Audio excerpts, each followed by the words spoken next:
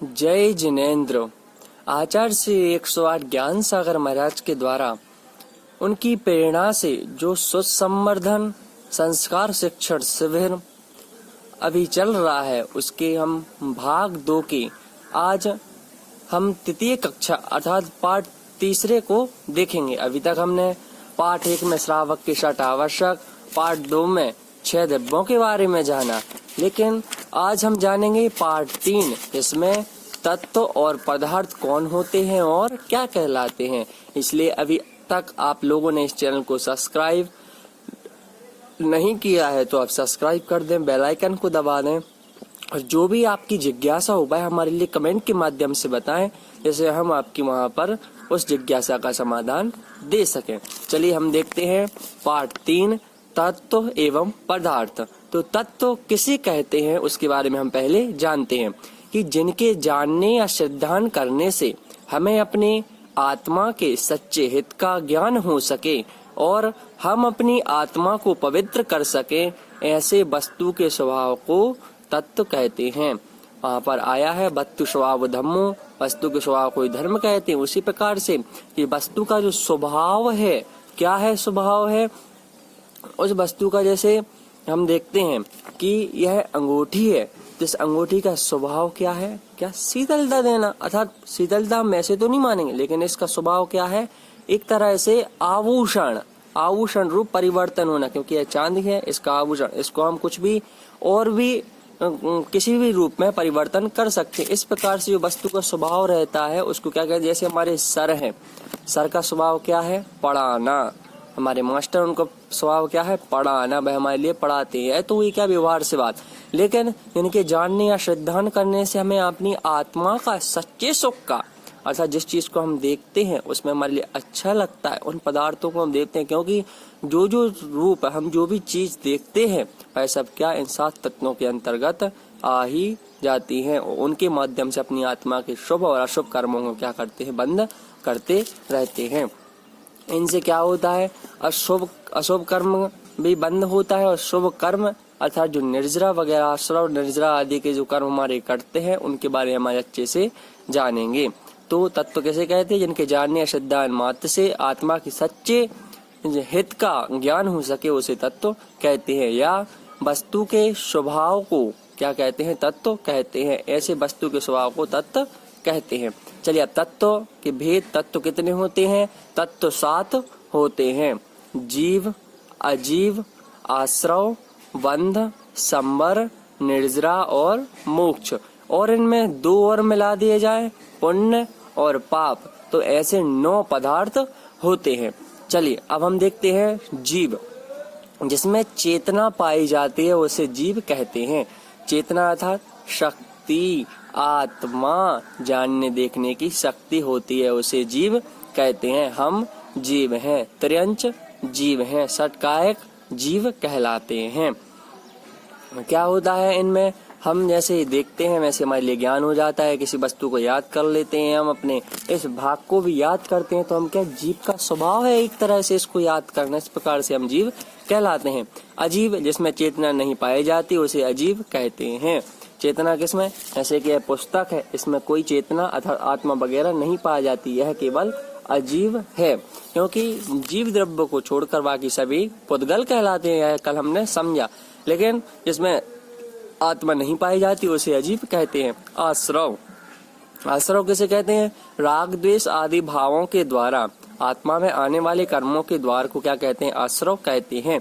हमारे लिए किसी से लगाव और किसी से द्वेष अर्थात उसको मानने आदि का हमारे अंदर भाव आते हैं, उसे क्या कहते हैं, आश्रव कहते हैं। और उसके द्वारा जो हमारी आत्मा एक कर्म जो हमारे आत्मा के अंदर आ रहे हैं उसे क्या कहते हैं, हम आश्रव कहते हैं।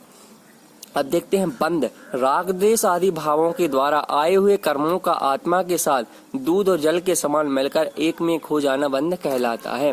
जो राग और द्वेष आदि करने से हमारी आत्मा में जो आश्रव के द्वारा कर्म आ रहे थे, उन्हीं कर्मों का दूध और पानी की तरह एक में खो जाना अर्थात उनको मिला देना, उनको अलग नहीं कर सकते, और वह आत्मा के अंदर क्या भर जाना अर्थात उसमें एक में खो जाना, उसे क्या कहते हैं, हम बंध कहते हैं।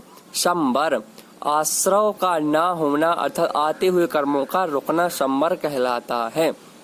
जो संबर है वह क्या, जो आश्रव का ना होना। अभी तक हम देख रहे थे आश्रव, जो राग द्वेष आदि भाव हमारे कर्म आत्मा के अंदर कर्म आ रहे थे, उन कर्मों का क्या आना रुक जाना, वह क्या कहलाता है, संबर कहलाता है। निर्जरा, आत्मा के साथ बद्ध कर्मों का एक देश थोड़ा भाग क्षय हो जाना निर्जरा कहलाता है।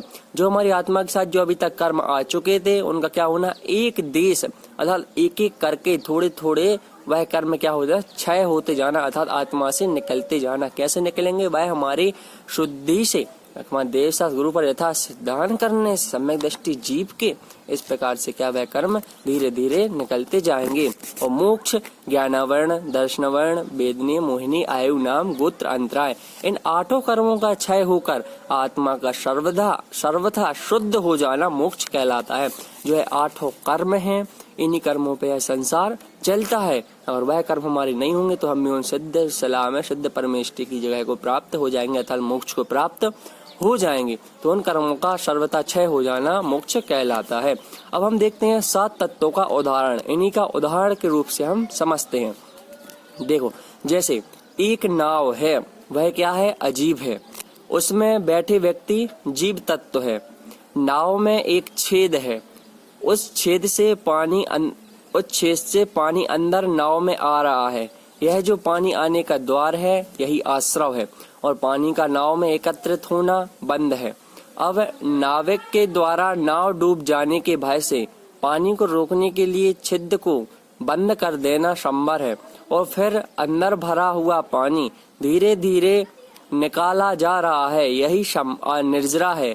और जब सारा पानी निकाल दिया तब नाव पूर्ण हल्की हो गई, यही मोक्ष है। इस प्रकार से हमने है उदाहरण समझा।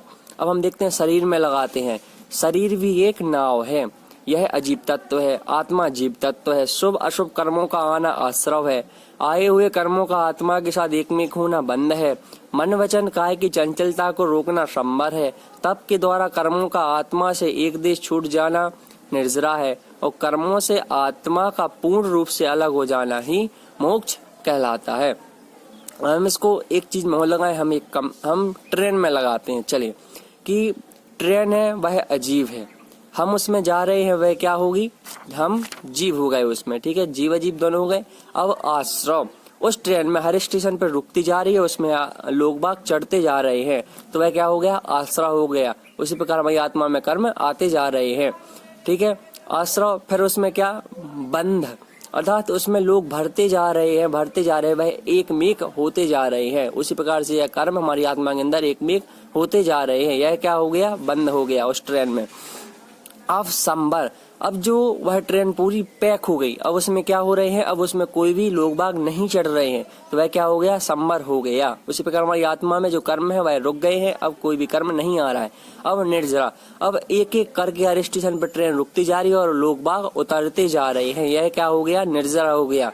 उसी प्रकार से हमारी आत्मा के जो कर्म है वह एक एक करके निकलते जा रहे हैं। अब मोक्ष, जब संपूर्ण ट्रेन खाली हो जाएगी, अपने जहाँ तक उसका लक्ष्य था, जहाँ तक जाना था वहां तक पहुंच जाएगी, खाली जहाँ तक उसके लिए क्या उस ट्रेन को पहुंचना था, तो वह क्या हो गई, खाली हो गई।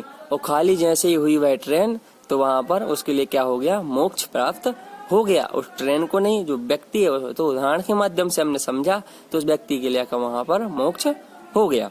अब हम देखते हैं पदार्थ का लक्षण और भेद, क्योंकि हमने तत्व और पदार्थ के बारे में जानना था। तो जिसमें तत्व पाया जाता है उसे पदार्थ कहते हैं। इस प्रकार से हमने 7 तत्व पढ़े, यही तत्व उनमें पाए जाते हैं उसे पदार्थ कहते हैं। 7 तत्वों में पुण्य तथा पाप मिलाकर 9 पदार्थ बन जाते हैं। और पुण्य कैसे कहते हैं, जिससे प्राणी को इष्ट वस्तु की प्राप्ति तथा सुखदायक सामग्री प्राप्त होती है उसे पुण्य कहते हैं। जैसे सुपुत्र की प्राप्ति, व्यापार में लाभ और उच्च पद की प्राप्ति ये पुण्य के उदय से होते हैं। धर्म पालन करना, पूजन करना, दान देना, शिक्षा प्रचार, परोपकार आदि पुण्य के संचय कारण हैं। जैसे हमने मन में विचार किया क्या कि हमारे लिए भगवान ये प्राप्त हो जाए, हमें भगवान से प्रार्थना नहीं करनी, हम केवल विचार कर रहे थे, लेकिन वह वस्तु हमारे लिए प्राप्ति भी हो गई, तो क्या कहलाएगा, है पुण्य के उदय से होता है। और पुण्य क्या कहलाता है, इसके पुण्य करने का क्या फल है, मतलब किस प्रकार से हम पुण्य करें, तो धर्म का पालन करें, पूजन करना, दान देना, शिक्षा का प्रचार करना, परोपकार आदि पुण्य के संचय के कारण होते हैं। देखते हैं पाप। जिससे प्राणी को अनिष्ट वस्तु और दुखदायक सामग्री प्राप्त होती है उसे पाप कहते हैं। इससे हमारे लिए केवल दुख ही दुख प्राप्त होता रहता है। ऐसे कार्य नहीं करना कभी भी जिससे हमारे लिए क्या दुख हो। और जैसे पुत्र मर जाना, चोरी हो जाना, रोग हो जाना आदि पाप के उदय से होते हैं। हमारे लिए कोई रोग हो गया, हमारा पुत्र मर गया, हमारे घर की चोरी हो गई, यह एक पाप के उदय से, इसमें भी कर्म का थोड़ा न थोड़ा अंश भाग ही रहता है, उसके उदय से होती हैं। और पाप करने के क्या क्या कारण है? हिंसा करना, किसी जीव को मारना, झूठ बोलना, चोरी करना, परिग्रह कर रखना, परनिंदा करना, किसी का बुरा विचारना, जुआ खेलना आदि खराब कार्य के पाप के संचय को क्या कहते हैं? यह पाप कहते हैं। पाप 5 होते हैं: हिंसा, झूठ, चोरी, कुशील, परिग्रह। इस प्रकार से जो हम पाप करते हैं उनसे हमारे लिए क्या होती है? बहुत हिंसा लगती है। और वह जो द्वार है नरक तिर्यंच आदि के जो द्वार है, क्योंकि देवगति प्राप्त करना, उसमें कोई भी क्या हम उसमें संकोच नहीं रखते कि हमारे लिए क्या देवगति भी हो सकती है। लेकिन हम पाप कर रहे हैं और पुण्य कर रहे हैं, पुण्य के उदय शुभ गति प्राप्त होती है और पाप के कर्म से अशुभ गति प्राप्त होती है। इस प्रकार से मैं 7 तत्व 9 पदार्थों के बारे में आज अच्छी तरह से जाना। अगर आप लोगों की कोई भी जिज्ञासा हुआ है हमारे लिए कमेंट के माध्यम से बताएं, इससे हम आपकी क्या वहाँ पर जिज्ञासा का समाधान कर सकें। अगर आप लोगों ने चैनल को सब्सक्राइब नहीं किया है, अभी सभी मित्रों में नहीं दिखाया है, मित्रजनों में नहीं दिखाया है, तो उसके लिए दिखाएं और उनको भी पाप और तत्वों के बारे में समझाने का प्रयास करें। सभी के लिए पुनः जय जिनेन्द्र। बोलिए आचार्य श्री अक्षर ज्ञान सागर महाराज की जय।